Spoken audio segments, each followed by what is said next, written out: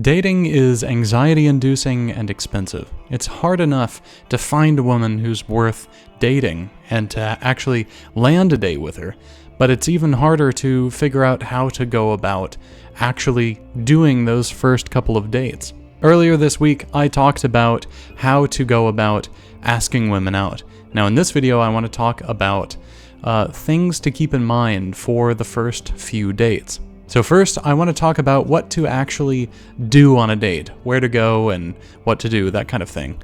And secondly, I want to talk about things you want to keep your eye out for, behaviors and attitudes that you can bring to a date.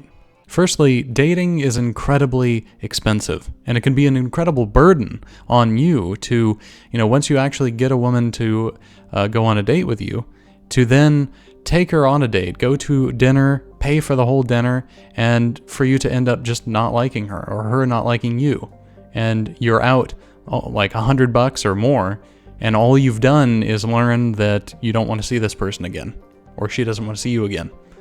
That is such a huge burden on you, not just emotionally, but financially. Like, you cannot date like this, which is why I think it's so important to make that first date a phone call or a FaceTime, a video call. It's super important to make that first date about getting to know each other, especially if you've met on a dating app or if you saw her across the room at a bar or something like that. If you haven't actually met her, if there's no pre-existing relationship there, you want to get to know this person before you start investing any time and especially money into this person. She might look nice, she might behave nice, but when you start talking to her, you might realize that you two aren't compatible, or she's a vapid idiot, or she hates you. You can find out all sorts of things about her. Now, I know that we all have in our mind that women want you to be wealthy, and they want you to flash your money for them all the time. We hear women say online, like $200,000 a year for a man is a reasonable expectation, which is just so out of touch.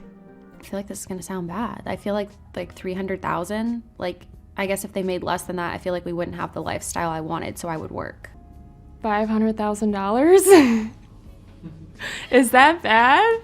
I know that 1% of men make $500,000, or less than 1% of men or something. I'd say probably 150 to $250,000 a year. But I mean, just to have a really decent lifestyle and be supported well, 150 maybe to $250,000 a year would be comfortable for sure. But the thing is, this is not all women. And if a woman only wants you for your money, that's not the kind of woman you want. You want a woman who wants you for you, someone who's interested by the things you have to say, or excited by your company, not someone who just wants you to take them out all the time and buy them things. So if you get on that call and she's irritated, if she's bored, if she's not interested in meeting you, you know all you need to know about this person. Because it's easy if you take a woman out on a dinner date and you're paying for it. It's very easy for someone who's shallow and only wants you for your money to seem like they're interested in your company and seem like they're having a good time, when actually all they care about is getting a free meal. So do not blame yourself if she doesn't actually appreciate you and only wants you to spend money on her. Don't blame yourself for that. Now, if you do talk to her on the phone and you like her and she seems nice and you want to spend time with her, second date should be something very minimal, like taking her for a cup of coffee. You can buy her the cup of coffee, and that would be a nice gesture, but it's not a huge burden on you. You have already spent the time to get to know her, you like her, and buying a $5 cup of coffee isn't going to tax you too much, while also giving her that gesture of, being there for her, supporting her, and it's a romantic gesture. Some other ideas you can consider is also just meeting up in person and not buying anything at all. I think that's totally reasonable to meet up in person, to spend more quality time with each other, going for a walk in the park or by the river, or, some place that you think would be a nice place to meet up in person. Maybe after meeting up in person, you could then say, hey, how about I buy you a cup of coffee or buy you a drink? Now, it's after this, for the third date, if you really do enjoy spending time with her, you haven't invested any money, she's having a good time with you, she's interested in you, not just your money. After that, then you can start to think, okay, I want to spend more time with her. Then you can think about doing a dinner date or something nicer like that. You can actually start to think about really investing in her, because you've vetted her, over 2 occasions, and you've seen so far she seems like a good person. I think it's really important, though, that you take this burden of having to pay, for dinner or even for drinks without really even knowing who this woman is, because you're investing money into this person when you might end up not liking them at all. And that will deter you from asking more women out, or any women out. This way you can get to know plenty of women without spending any money at all. Now I want to go into things that I think you should keep in mind for yourself, things that you should look out for in her behavior in order to ensure that the date goes well, that you end up with the right person, and that you're enjoying yourself. Dating today is incredibly anxiety-inducing, and I feel like it's because there are so many of these have-tos and expectations that we are burdened with. We feel like we just don't really know what we should be doing. We feel like, we're told the man has to pay, but we're also told that actually the bill should be split. And you're also telling yourself, I don't have a bottomless well of money to be shoveling out for dates over and over and over again. So you end up in this gray area where you're just not really sure what to do exactly. You're not confident doing one thing or another, which the emotional result of that is anxiety. There are so many conflicting messages in the world today, from the alpha types to the feminist types to everyone in between, and including yourself and what you want. All of these things conflict, and it can leave you feeling unsure of what it is to do. Again, the emotional conclusion of that, of being unsure of what to do, is anxiety, because you're not sure what the outcome will be in any situation. But the thing is, being unsure of yourself and anxious, that's going to make you unattractive. What is attractive and what's nice to be around is when you're loose and just having fun, just being yourself. That's ultimately what the good women out there want to see, is a man who is comfortable, who's at ease, and is having fun with her.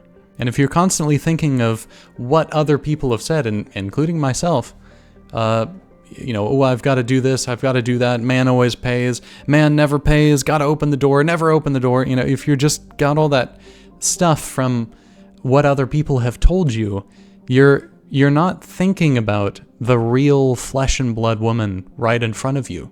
You're not interacting with her. And that will also really damage your connection and your attractiveness, because she might not know what it is that's going on in your head, almost certainly not, but what she will feel is that you're distant and that you're not present. You're not there with her. So what you want to foster is, connection and a sense of fun. Dating is supposed to be fun after all. And when you're worried about what you should and shouldn't be doing, it just makes you nervous and uncomfortable. And it's important to, even though you don't have all the answers, none of us really do, it's important to let go of these expectations when you go on a date and focus more on, I just want to get to know her, make a connection, and have fun and be myself. Maybe I don't get the door for her. Maybe I was a little bit too far behind her and it was a bit awkward to rush ahead and get the door for her. Or maybe, I did pay for dinner and she didn't like that. Well, maybe she's not the woman for you. If you went to pay for her, or, pay for dinner for her, and she didn't appreciate that, you were making a gesture of, a romantic connective gesture, and she didn't like that. It might not be your fault. Again, I think it's important that you just be yourself, because really, who's going to be upset at you just being yourself? Like, if she is a reasonable person and she doesn't appreciate what you're doing, she probably wouldn't even mention it on the first, second, or third date. But rather, if it does turn into a relationship, maybe it would be something to talk with you about. If you're just being yourself and being comfortable and trying to make a connection, most people will lean into that and open up to that and respect it. Now remember, your goal here is not to get a relationship. Your goal here is to find someone who will be right for you, which might not be her. Now here is a bit of a bonus point. It's a kind of a red flag to look out for. When you're talking with this person, and especially when you're hearing her talk about what she has done in the past, events that she's been through in the past, especially maybe a previous relationship or jobs that she's been through, any kind of trying event, maybe, like a difficult, painful event that she's been through.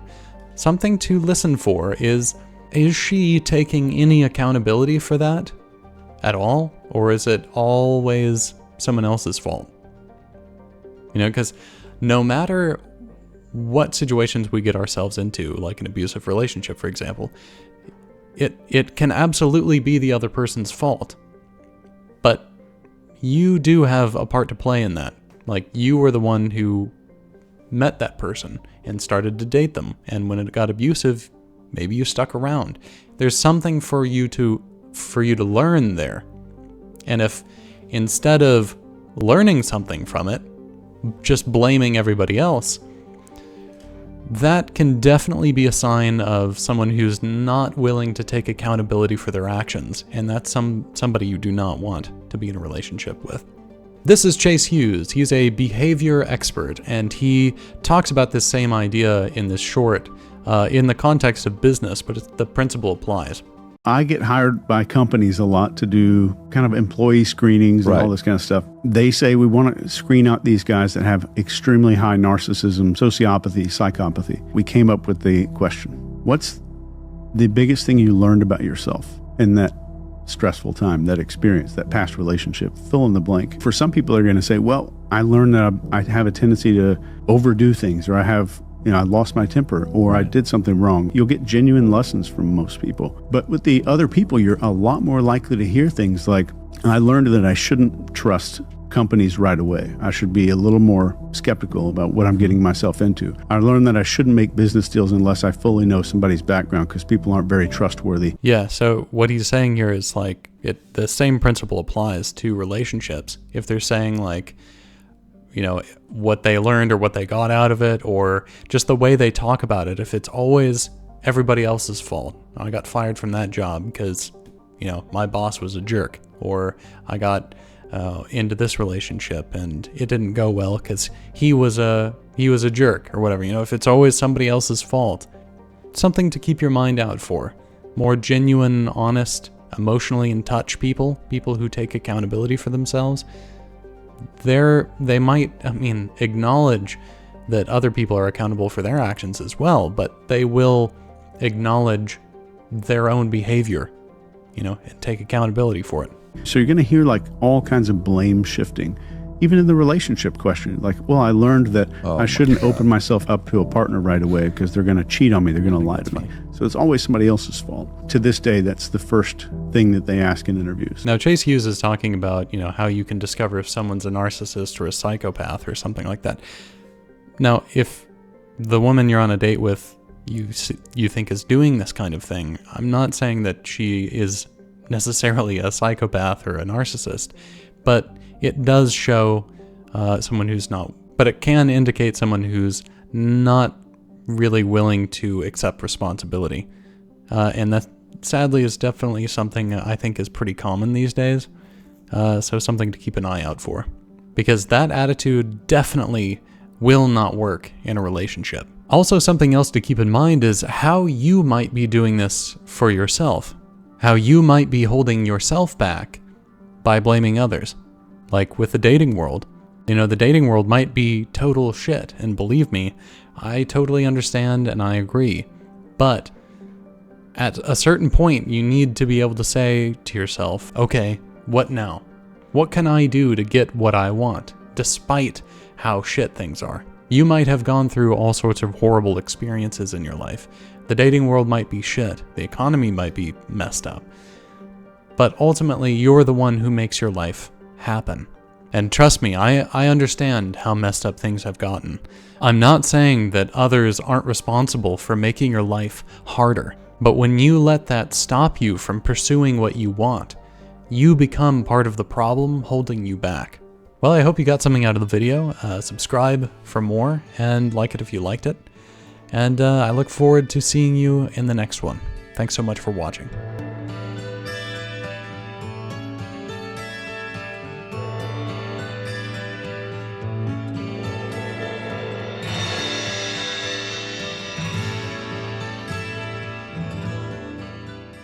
Well, I learned that I shouldn't open myself. I think that's hilarious.